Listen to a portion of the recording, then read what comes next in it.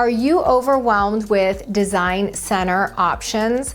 Well, don't worry. I'm about to guide you through the entire process in this video. I'll be sharing some insider tips with you that I've not only learned from being in the design center appointments with my clients, but also from what I've learned through my own experiences through all of the homes that I've purchased, whether custom or tract homes along the way. I made this video just for you because I see time and time again people who go in and spend so much money in the design center because they get carried away, and in the end, when they want to sell their home, they cannot make their money back. And I don't want you to make the same mistake. And at the end of this video, I'm going to tie it all together and let you know what I think is the most important thing you need to do when you walk into that design center appointment. Okay, we have a lot to cover, so let's get started with the do's. So I hope you're really excited about the purchase of your new home and the fact that you get to go to the design center and pick everything out that goes into that home. That excitement tends to get people carried away. So I want you to take your time before your appointment and start doing your research. Start thinking about what kinds of materials you're going to want to use in the home for your flooring, for your countertops, for your shower surrounds. And start looking on things like Pinterest and House. I love those two apps. You get a lot of good ideas. I got a lot of good ideas when I was designing my homes or designing a remodel. So those are huge. And on Pinterest, even on House too, you can start little boards where you have like a mood board of what you want the house to look like. When you're planning these things, also think about the finished product. And what I mean by that is including your furniture. What kind of template do you want to have to build upon in your house? So it can all kind of vibe together and come together on one color palette or in one design style. So while you're planning out all of those nice finishes that you're going to be installing in your home, you also want to prioritize your needs over your wants. This will help out because when you're picking your tile, you might not realize, oh, I shouldn't have overspent in tile because I forgot I need extra lighting in the house or extra electrical outlets or something like that. So what is it that is most important to you? Is a high-end kitchen most important? Is a spa-like bathroom in the primary bath most important? Is a smart home system most important? Ask yourself those questions before your design center appointment comes. Another big do is consider the resale value of your home. Too high end of finishes in certain price points of homes is just not smart because you'll never get your money back. And also, you're just gonna wanna kind of try to stay with some more neutral finishes because they will always help with the resale versus hurting you if you choose to go with something a little more eccentric and unique. Don't be afraid to ask your design consultant questions about your options and finishes. But do also remember, your design consultant is selling for the builder. So they don't always have your best interest in mind. Sometimes they want to sell the higher price point items. So I like to take my own designer in or a third party who you know has really good design taste and that can help you out. I feel like this is a better option than asking that consultant at the design center, but if there are no other options, you can ask them. They are licensed designers and can help you. But I like to take my own in or bring a friend that has really good taste and will really like to help you shop for your new home. So that is also an option, but don't be afraid to ask because it's a lot to have to try to put together an entire house and make it look good. So they're there to help you. And this is a big one too. They're all big ones, but take your time. Don't rush through your appointment. You are making a very big decision And there are a lot of factors involved with making those decisions. So don't be afraid to do things like take the materials outside. I like to take it outside and look at it under sunlight because I'm really picky when it comes to pink and blue undertones. So I want to see that light in the sunlight, not under the harsh like fluorescent lighting that a lot of these centers have. And they just skew the color that you're actually seeing. So don't be afraid to take it outside. And you guys are probably gonna think I'm pretty crazy, but I wasn't the only one that used to do this. So when my kids were little, I would even take a bag of crumbs, or I'd have crumbs from like goldfish or whatever in my bag, and I would literally spread them on the countertop options I was trying to choose from and my flooring options. And it wasn't because I was trying to hide the crumbs. I actually wanted to see the crumbs so that I could clean them up before they got on the floor. So I'm a little neurotic when it comes to cleaning, but it is a really good thing to do.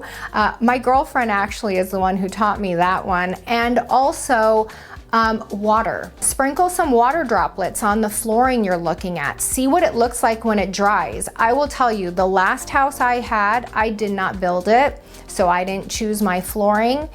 And anytime there was any water that spilled or dropped or whatever, when it dried, it left huge water marks on the tile that just annoyed me so much that my floors had to be mopped almost daily.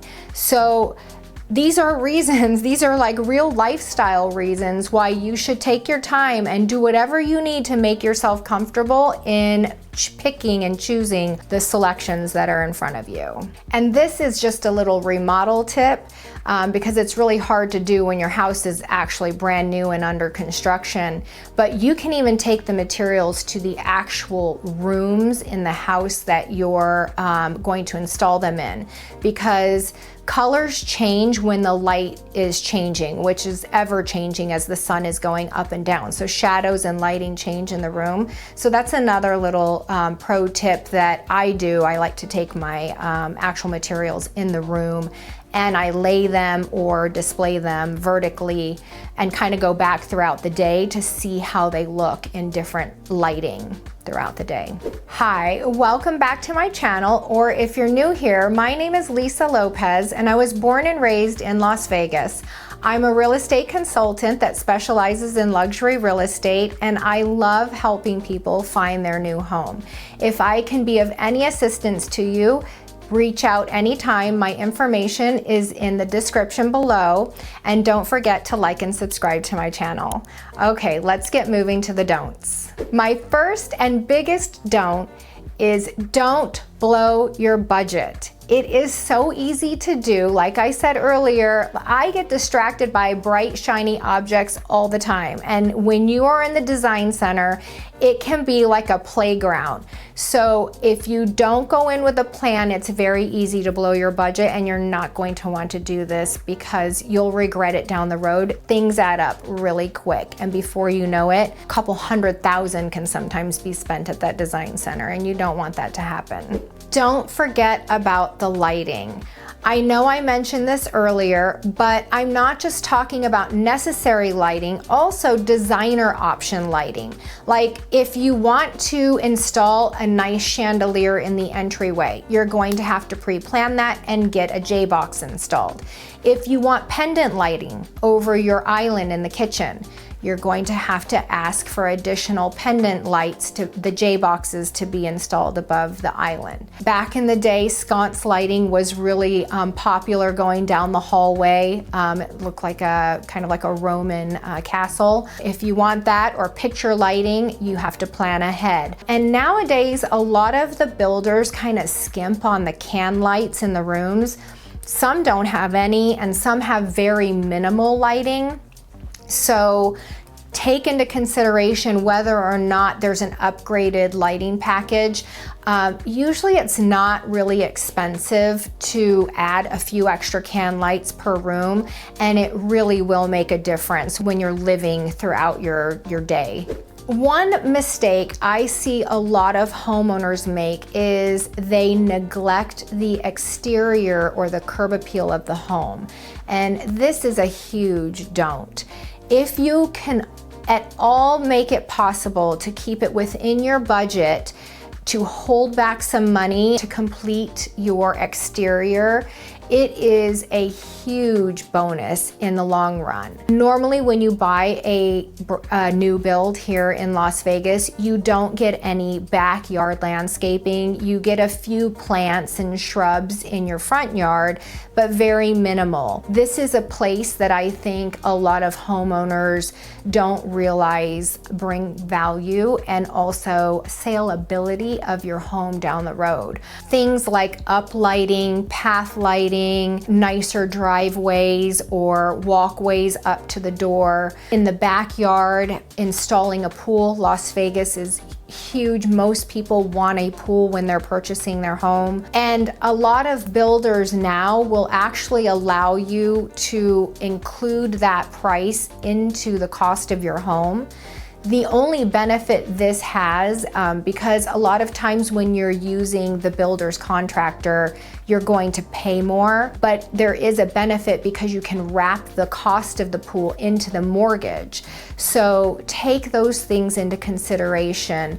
A lot of times builders only give you maybe 2 or 3 elevation options. There's usually like a modern option, a mid-century modern option, and a desert contemporary option. Now, those are the things that are kind of trending. But other than that, there's just not very many options for the exterior, and that's why I mentioned keeping back some money in your budget so that once you move in, you have the money to do this. And most HOAs have a deadline on how long you have before your landscape needs to be complete. I want to say a lot of them are around 90 days to 120 days, but they want your landscape completed. So it is a good idea to hold back money in your budget for that. Okay, so let's see if you've been paying attention. Here's a pop quiz for you. When designing your new home, which option is the best to follow to make sure that you will have the best value when reselling your home? Is it A, stick to trendy current design elements to keep your home fresh and modern looking? B, choose bold color statements to make sure your home stands out? C, incorporate neutral designs and colors to appeal to a broader range of buyers? Or D, design based purely on personal preference and forget about the future buyers? Drop your answers in the comments below. Okay, don't forget about functionality.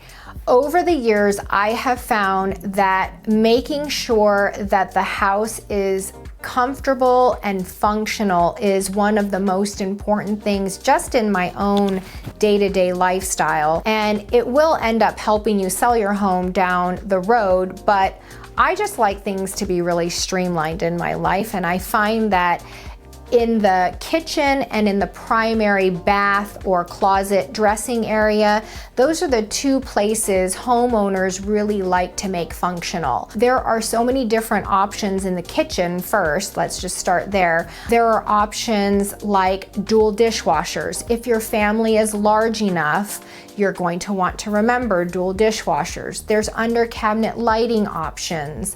There's options for chef's kitchens. So if you cook a lot, you might want to opt for the chef's stove with the higher BTUs. And another option that I really love is when there are the pull-out drawers in the kitchen island. If your kitchen's big enough, one on each side of the island is perfect. So those are some options that you should not forget about. Don't forget about upgrading that kitchen. Okay, let's move on to the primary bath and dressing area. Some of the things that I don't think you should forget about are extra outlets. I like to have some in my closet for steamers and for ironing. Extra plugs on the vanity for those great magnified vanity mirrors, you know, the ones that you get into trouble with in the hotel rooms when you have a pimple. Yeah, I have to like put a towel over those. It's really bad. It's kind of an obsession, but you're gonna wanna make sure you pre-plan for those outlets. Also, a lot of women like to add a chandelier in the primary bath or in the closet, so you can plan out the J boxes in there as well. So don't forget about that primary bath and dressing area and the kitchen as well. I find that those are the two places that people really don't like to skimp out on when purchasing a resale home or building a home, because they're just really important to people's lifestyles. So I told you I was going to save the most important thing for last, and that is, do not be too trendy. While it's super nice to have personalized things, try to keep the main features of your home very neutral and timeless. This will really benefit you down the road, because remember, trends change, and it's going to be very difficult to sell your home when you have things like stone with super heavy veining or a lot of pitting. Pitting is that they're like dark marks. They look like splotches in granite. That's pitting. You want to avoid stuff like that because they will definitely deter buyers down the road. If you must go the trendy route on something in your home, make it a paint color, because paint is really easy to replace. But things like stone and counters and bathroom surrounds, those are very costly and time consuming to change out. So if you want to go trendy, try to keep it on the soft goods, things that are easily changed. And I think that will help you down the road. That's it for this video. I hope you were able to get something good out of it. And remember, if you have any questions, you can always reach out to me anytime. My information is in the description, and you can call me, text me, or email. I'm always available. Thanks so much for watching, and I'll see you next week.